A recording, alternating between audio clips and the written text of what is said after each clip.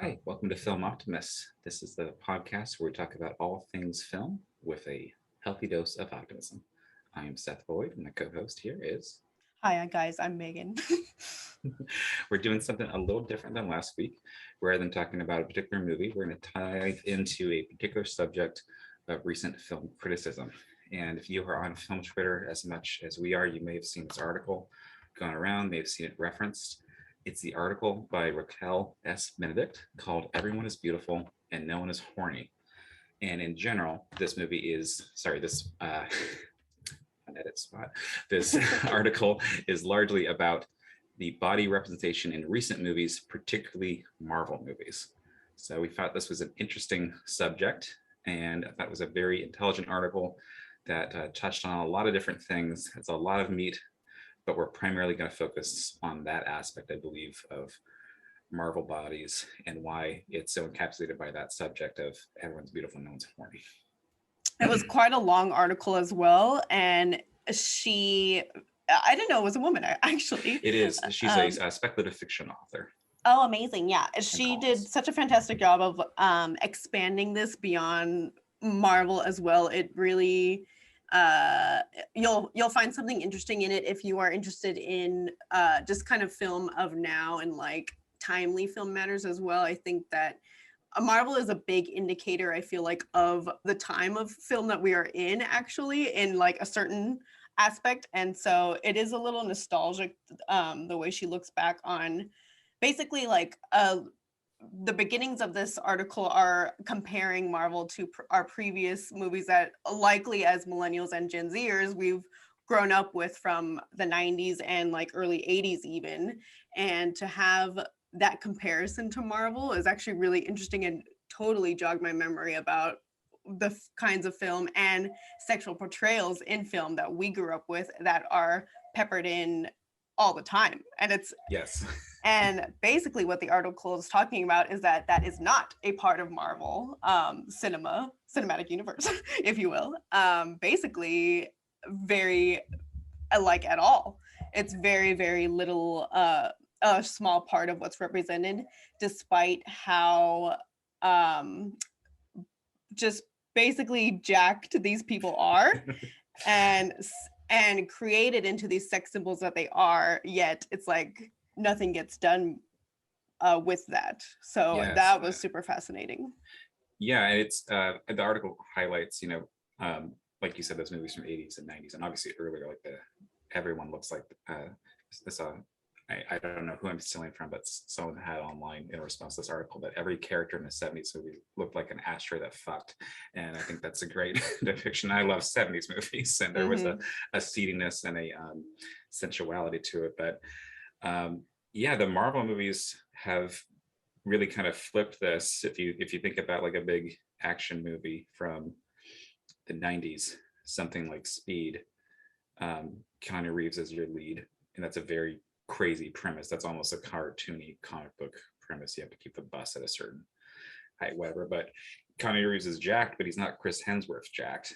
He's not Kamal Nanjiani in the Eternals film. He's not a body that is unobtainable without a very, very strict diet. And for all these folks, I don't think I'm calling anybody out here. It is highly suspected that there is steroids used to maintain these bodies. Yeah. And these Greek goddess level bodies that they have to really have no pleasure with the body. And it's very strange. Like Speed ends with a sex scene on the broken bus, I believe. Yes. So it's a very sensual thing. And a lot of these movies culminate in sex. And then we have, people who are more concerned with a very particular earthly look, a physical look. And they're just really deprived of pleasure in general. What are you saying, Megan? I agree. Yeah, like what she was talking about was really interesting because she's, in comparison to those old films, she was like, the people are, they are like characteristically and in a movie star quality way sexy and Right. like sex symbols, but they were also still attainable and like humanly figures at least.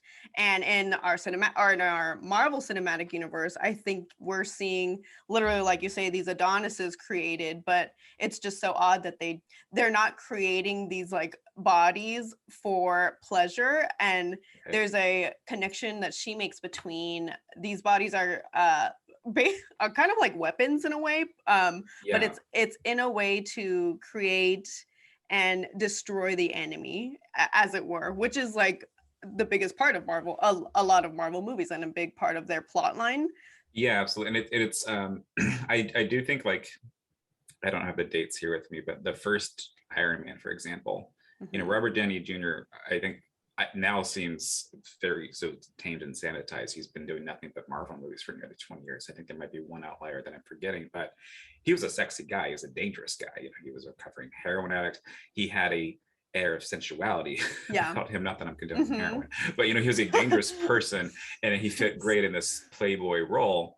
And there's some comments about the Playboy role there, but we're not actually seeing a sex scene. Not that every movie has to have that, but the Yeah. real flaw in that movie and that kept on is like there's really no physical chemistry between him and Gwyneth Paltrow, Hmm. the leading lady who throughout most of the movies they're still together. Occasionally they're divorced or something, or they're separated, and she's Right. couldn't, Gwyneth Paltrow couldn't shoot that one, and then they're back together for the next one. Yeah, true. But like they have quite a lot of time to build this relationship, to build some seeing these are two beautiful people, and Robert Downey Jr. is more and more jacked each movie.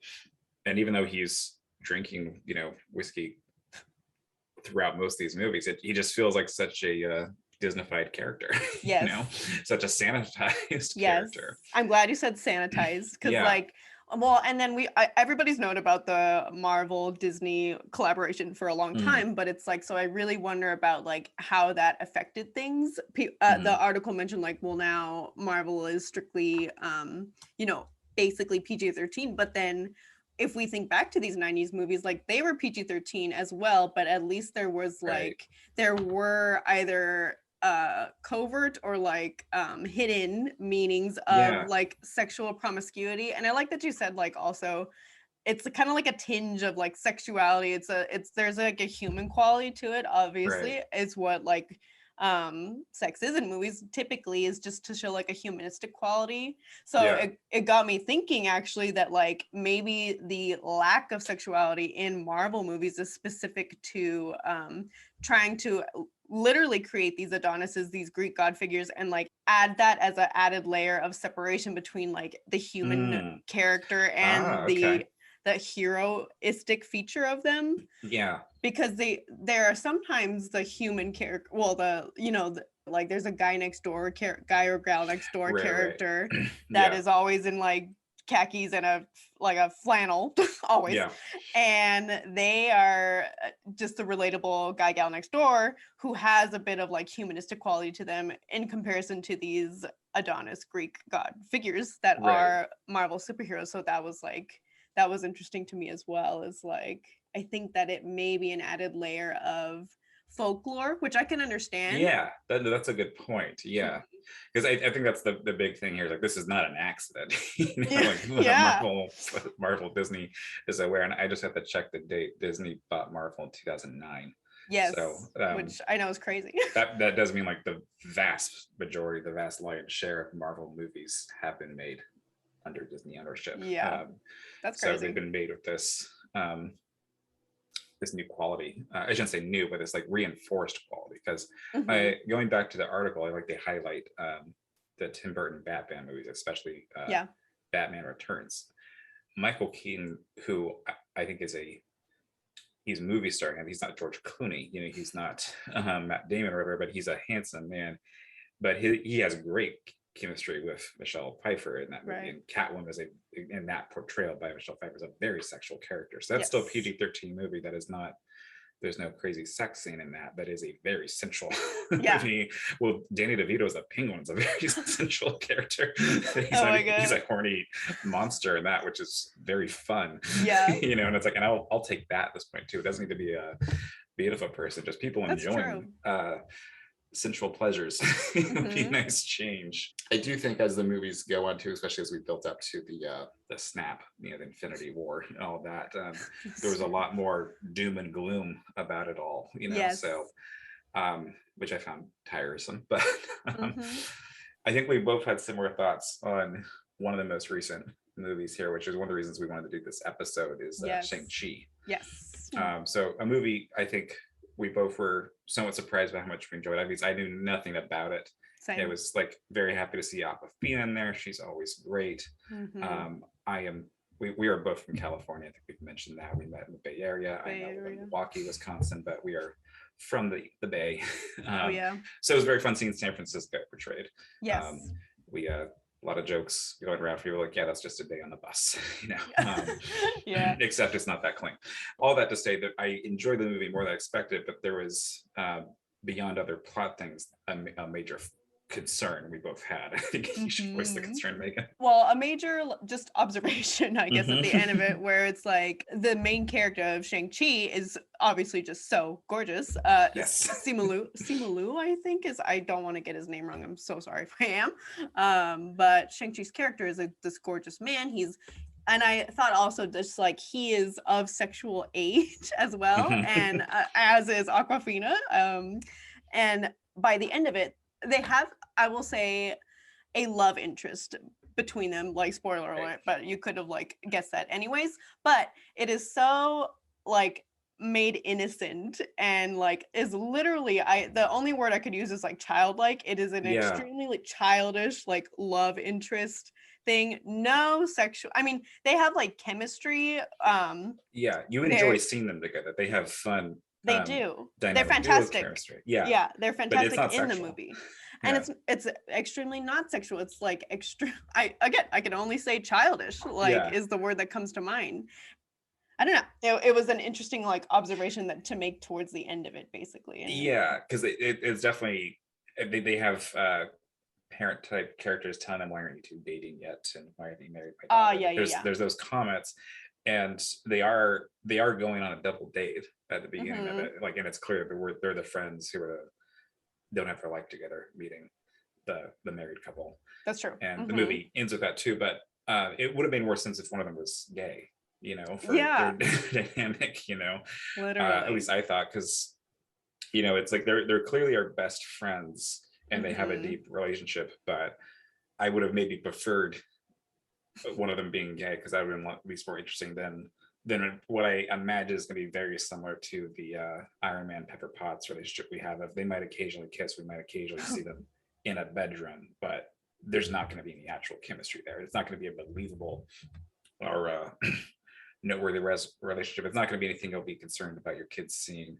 Yes. which I will say too, that I get that part of the appeal of Marvel movies is there's now like over 20 movies you can just put on for your kids and walk Yeah. away and know And that's the fine. family aspect of like getting Yeah. that entire family to the theater, but I Yeah, mean, exactly. how much of that is just Disney like wanting to get that family Oh, sure, money, exactly. into the theater. Yeah, as a film goer, it's like I get that, but like it, as you noted, it's such a major percentage of not just box office, but like actual movies being released, and Yes. it's Mhm. hard to ignore how many better movies, how many more interesting, diverse movies we could be getting if those funds were going elsewhere. I know. I think that we are coming at it from a sense of like film Mhm. to us is this artistic art form. It's about expression and it's about like Right.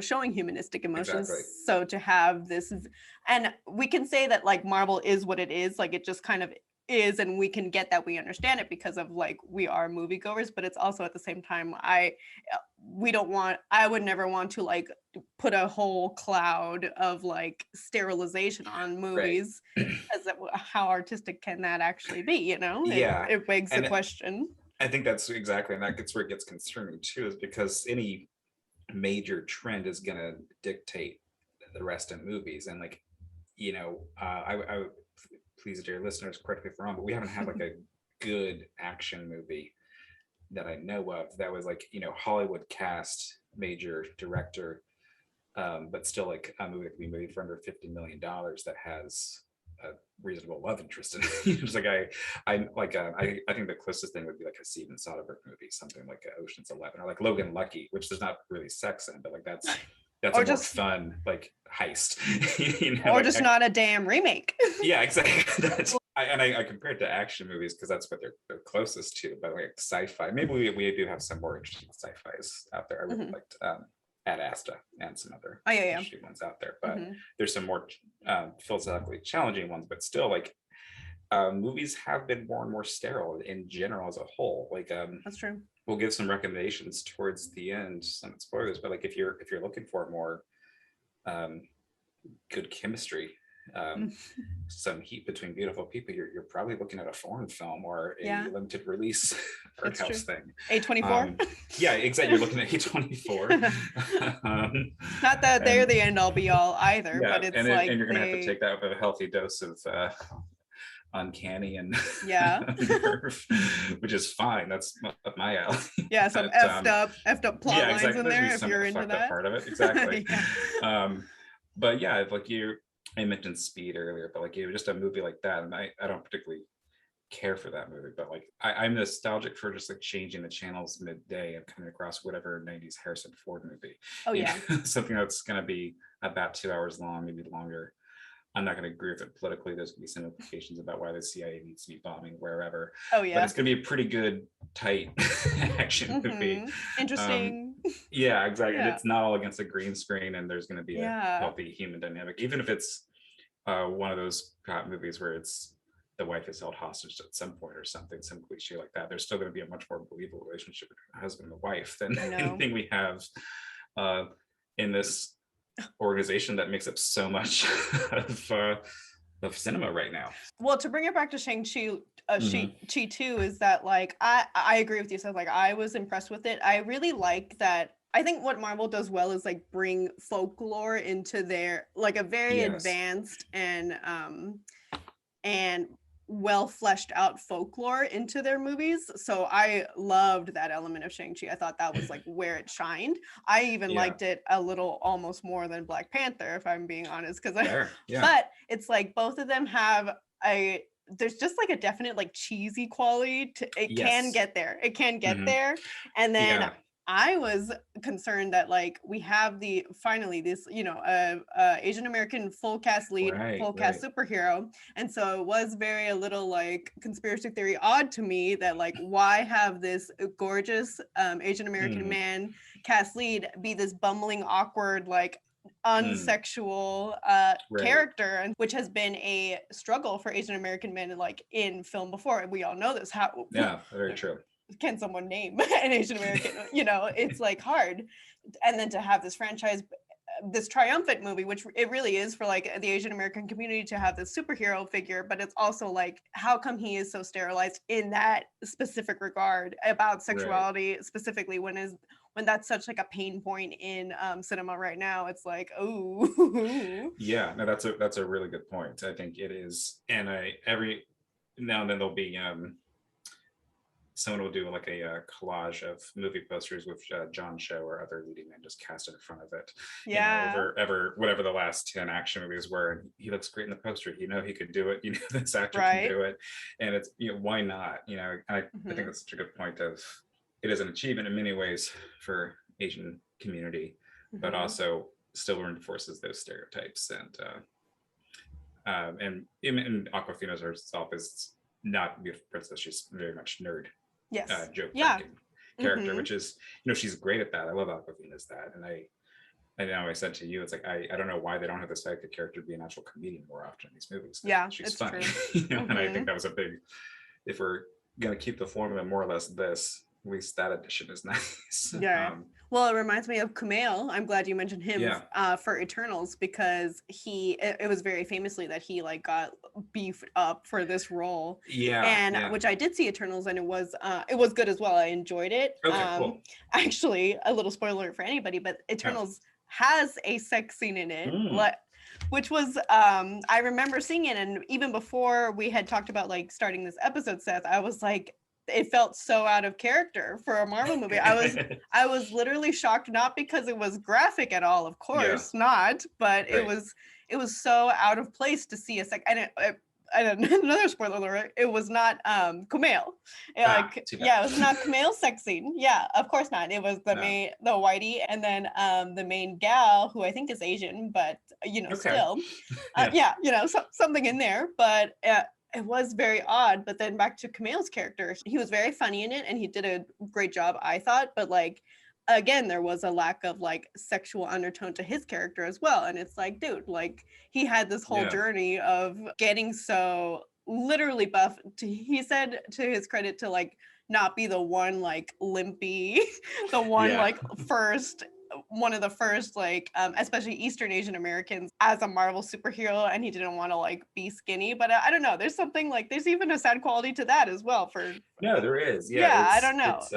That's a lot to carry, I feel like. I think we should relate this back to the article. They mentioned like so much of these big changes don't just happen in movies, and it's a relationship between what's going on in American culture and movies. And I think there's with this, because these bodies that we're seeing in Marvel movies are not isolated incidents. If you've ever been cursed enough to log into like a YouTube account, like to go into a blank one that doesn't have any search history and just see what the top videos are or what the suggestions are, it's insane body goals and QAnon shit almost exclusively. At least that's been my, it's not when I've logged in, just like going to private window or whatever. And it's very upsetting.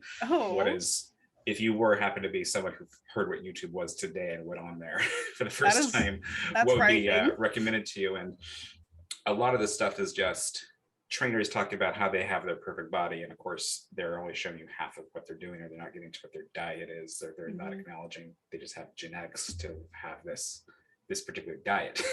So there's definitely a social media component of this. There is. I love that the article talked about people used to do things, work out, whatever, fitness for the purpose of pleasure. And their bodies were just an affect of that. Like they worked out for the pleasure of it, for hanging out with friends, yada, yada, yada. And then these bodies just were like an affect of that. But now it's a very competitive nature of creating, she talked about like creating action figure bodies, like specifically for the purpose of that, which I was like, that's extremely true. Like, and they get used accordingly. Like they get used as almost like a toy. Like they are definitely like prop like in this movie. They're an aspect of Marvel. We associate it with it so much now. Yeah, absolutely. And they're primarily for violence. They are. That's right. But I'm glad you brought up that point of like, people would working out as you were playing basketball with your friend, or you were playing tennis with your spouse, or if you're swimming with your family, not running 10 miles because you have a weight goal necessarily. Not saying that like people don't always have weight goals, but and that used to, I think, be depicted more. And I don't know, it's such a cliche in an action movie that this guy who's really fast is going to race this other guy who's really fast, and you have that in most, I think, Captain America movies. Is it Bucky who's always trying to beat him, or somebody else? Like something that's physically impossible because it's Captain America. It's like, this is very tiresome. It's like the Jackie Chan movie and somebody else wants to spar with him. Like it's not going to go well for the other person, Right. But it's amazing feats that cannot be done because we're not superhuman. And I think it just adds an extra level. Like even if you look like that, you can't fly. I find it upsetting that this has become so relevant. I think it's just like things shouldn't be formulaic, or at least for me, film should not be formulaic. I think that it's already limited by things already, by our society, by like what is acceptable in film, blah blah blah almost. So to have any other kind of parameter and gloss over what a film genre is, I mean, you could really argue that Marvel is its own like genre almost. I would say so. I mean, like the same way that any other like subgenre has a specific list of unofficial rules, like a spaghetti western, for example, is more specific than western, the same way that Marvel movie is more specific than action Right. movie. I'm thinking of it like that because like think of the Oscars as well, not to use like Sure. a super media oriented platform that, but Right. it's dictated by what is this film? Is it an independent? Is it a blah blah blah? You know, so it's like Right. to have that on top of it being quote unquote knowing it's a Marvel movie is just another parameter that's kind of limiting, I would assume.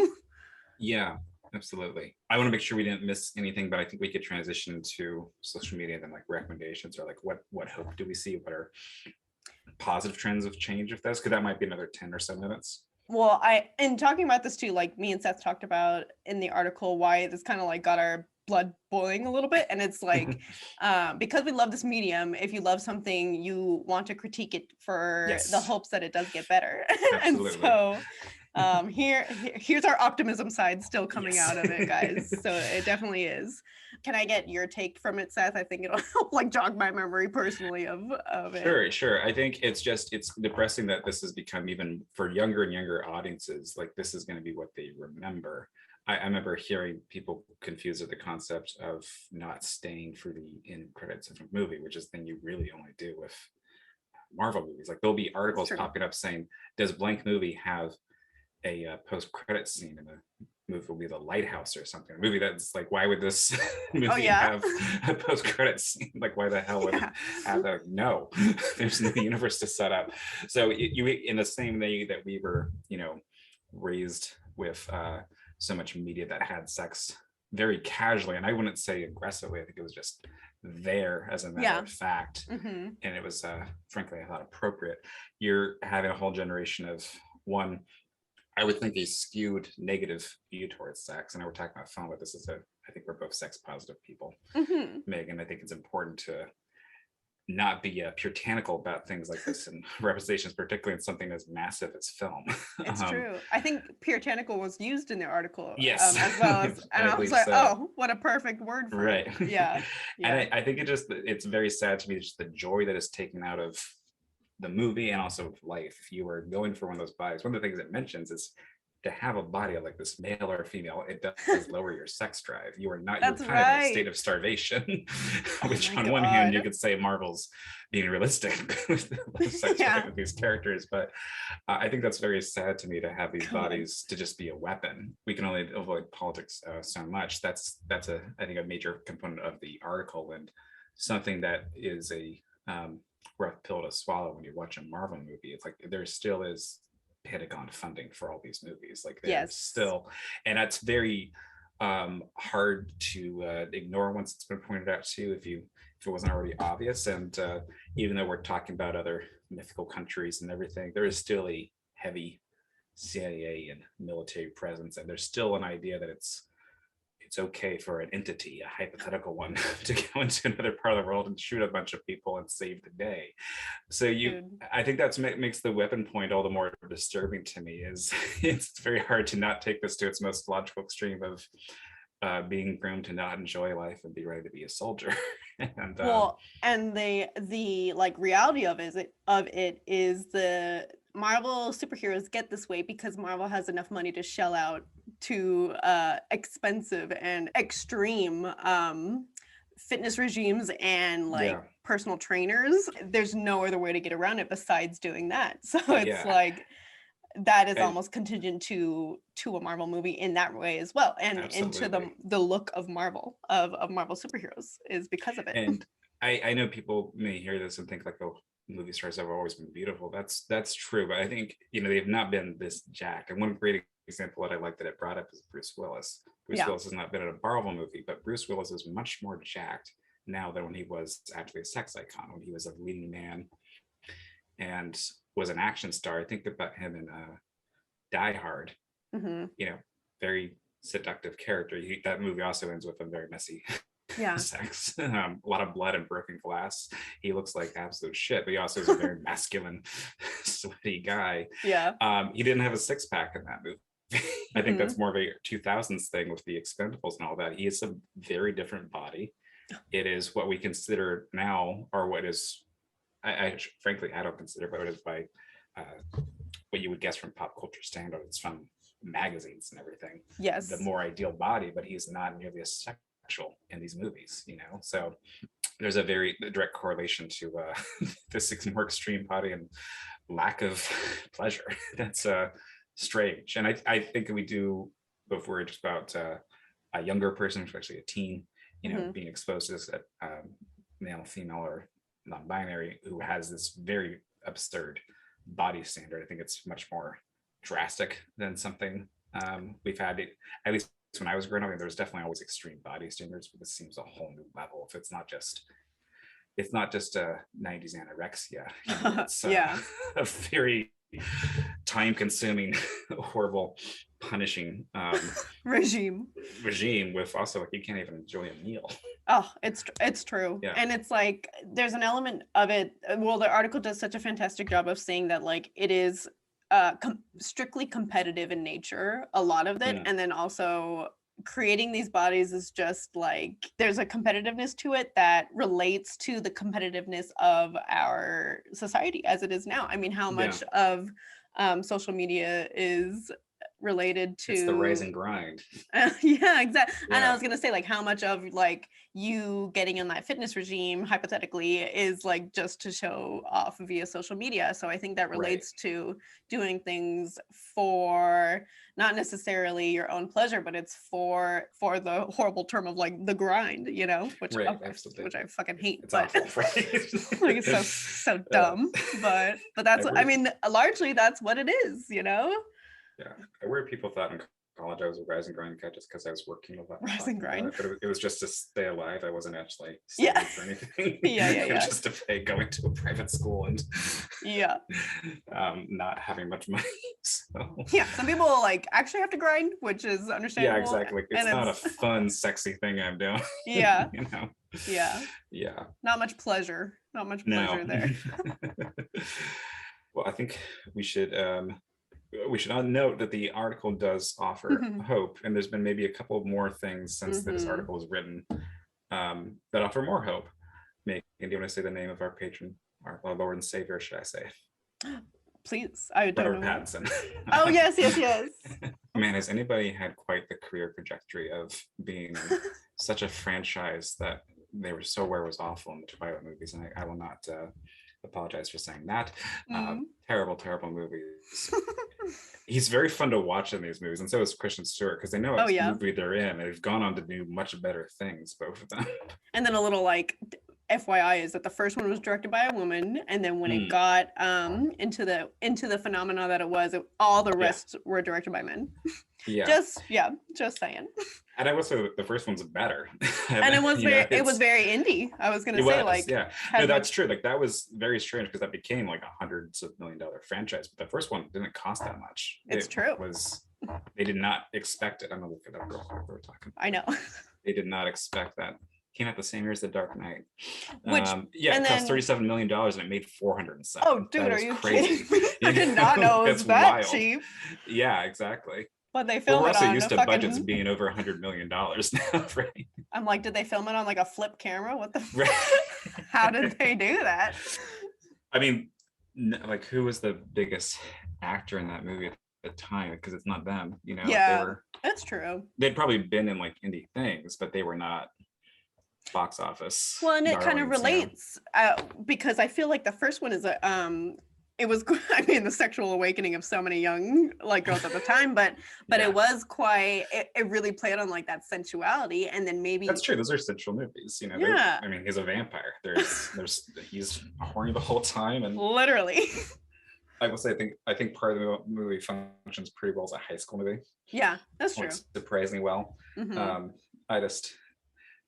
It does not make sense to me why he is so into her. Why this guy who's over 100 years old is like this sophomore or whatever she is. that's the most interesting thing I've ever seen. I thought in the Civil War, but this is new. A little creepy in there, like it's so good. Yeah, they are fun. I do enjoy. I enjoy watching things that I think are bad and that are so ridiculous. Yeah, exactly. There's a lot of qualities of bad. But bringing it back to the article points out, he is going to be the new Batman. and mixed feelings about the new Batman, but it's inevitable that we're going to have another one at this point, and so I'm actually pretty excited. I think the best scenario to me is we don't have a new Batman because we've had quite a few just in our lifetime. Mhm. I should actually, before I get to move on, we should note the article notes. I know we all love Nolan out there, at least a lot of us, but yeah, the Dark Knight trilogy really set up the Marvel world in a lot of ways, Ooh, including the lack of sexuality in there. Heath Ledger's the Joker is by far the most sexual character that's right. in those movies. In Batman Begins, or in a couple of those movies, I think Dark Knight 2, he has a few moments where he has to pretend to be a playboy, but that's usually just we have these women who don't have lines, who are just neither arm, That's and then right. he goes and punches somebody. So, but I think that's its own thing. That those were the formula for action for much more grounded things, by comparison, And I Mhm. like those movies, but I will say I think they were detrimental to film as a whole, unfortunately, Mhm. for what they did and just creating what the modern superhero movie is. All that to say, Robert Pattinson has gone on record, and it's been confirmed by other people, for absolutely refusing to bulk up to play Batman. I was King. asked a few times, exactly, is not going to do it, has not done it. The movie is now shot, it's coming out soon. He Skinny didn't do legend. it. Exactly, we love it. We're in the age of the twink. He's not quite twink. I think Timothy Chalamet Oh is yeah. a little smaller than him, Yeah. who's also a lead in an action movie in Dune. Well, and I love the attitude of just like, fuck you, no, I'm not gonna do Yeah, it. exactly. like it's not necessary, I guess. So I'm genuinely curious. There's a lot of other talent behind this movie coming out, but DC is its own thing, but it's its own. It shares a lot of the same problems. I very much Hmm. enjoyed the Birds of Prey movie. That Hmm. was fun and wild and very different. Mm. And I think while there's no sex in that movie, she's a sexual being, and so is most people in that movie. And Ian McGregor is a sexual predatory Hmm. person, and like that was a lot more fun than I expected across the board, Good. Yeah. in that way, especially after all these very sanitized Yeah. things. But not saying we're aware that there's a full, graphic sex scene in this movie, Hmm. but Pattinson has an odd, I believe it's a record. I think he's Oh been on yeah. screen masturbating more than any other male actor. Well, With and now didn't four. specifically he mentions that.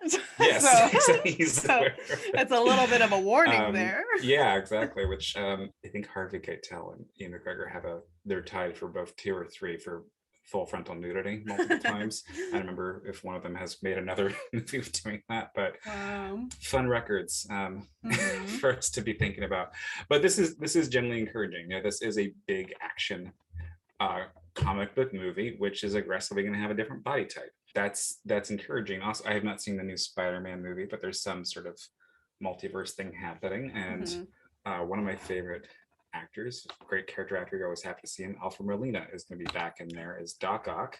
Oh, I cool. think there's going to be some CGI to make him look about the same age as previously, but he's. I think this article and others have noted he's maybe the sexiest thing with Spider-Man if you were into a dad bod, Yeah. which we love.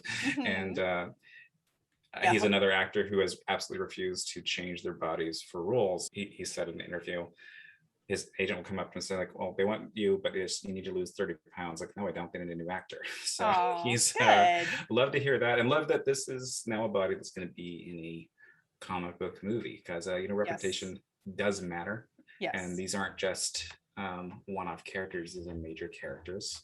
Hope that CG doesn't look too crazy, but we'll see. Yeah, I take That's it the that only means part we're of going it. to have Defoe in this one as well, That's right. who's Sex symbol, I of don't. course. Oh yes, teenage heartthrob. Willem Only Dafoe. partial. Yeah, partially Exactly. joking. I actually do find it very sexy. I'm not straight, in case that wasn't clear, folks. Mhm.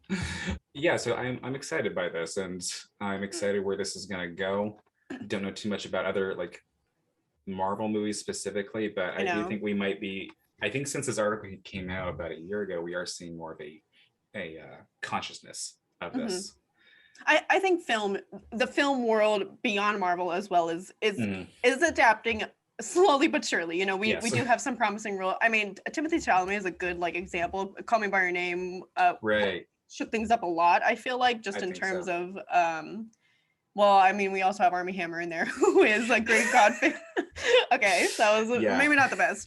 I actually do have a better recommendation though, Let's hear it. that came up recently. So if you were a little like unsatisfied like me by the lack of sexuality that occurred in Shang-Chi, a fantastic like counter example of that I could think of when I thought of when talking about this article with Seth was Dev Patel as Sir Gawain in The Green Knight, which was a Yes. really fantastic movie. As English majors, we like geeked out over it because Absolutely. how can you not? And sex is extremely important to this character. It's like an integral part of this character. So I Yeah. do understand that like that's an aspect of it too. But here we have a leading Asian American man in the lead, and he did fantastic, literally fantastic in it. I think it was very good. Absolutely. It was a little He's long, very hot this movie. and he's Yeah. very hot. Yeah. Sexuality is like so much a part of it, and especially his sexuality in general. So like that was really really refreshing to see and fun to watch, ladies, and well, anybody. Who am I talking about? Anybody. Yeah. Well, I'm so glad you brought up The Green Knight, because I absolutely agree. But I think that's a great example of how a sex scene can be character development. Yes. And I think that's something that, for lack of a better term, prudes out there who don't think our screens need to be filled with that smut, I challenge you to watch this movie, because there are very important character development, character decisions and factors that all are around sex throughout the movie, throughout this character. That's right. And I think that's very fascinating. And that's one of the other problems with this limitation is like sex is a storytelling technique. That's right.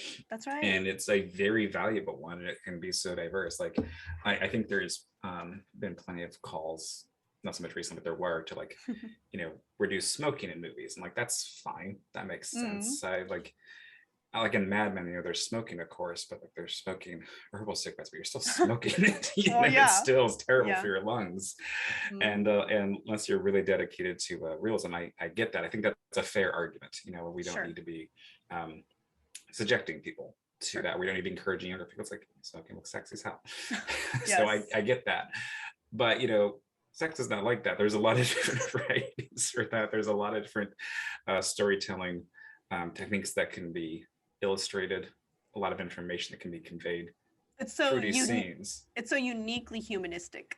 Like the one humanistic characteristic is probably sex, and like transcendent amongst like so many cultures. So it's very interesting that Marvel, as a supposed universal company, like lacks it so much. Yeah, absolutely. Well, I think we should also, why we've been talking about this so much, ask each other our favorite Marvel movie.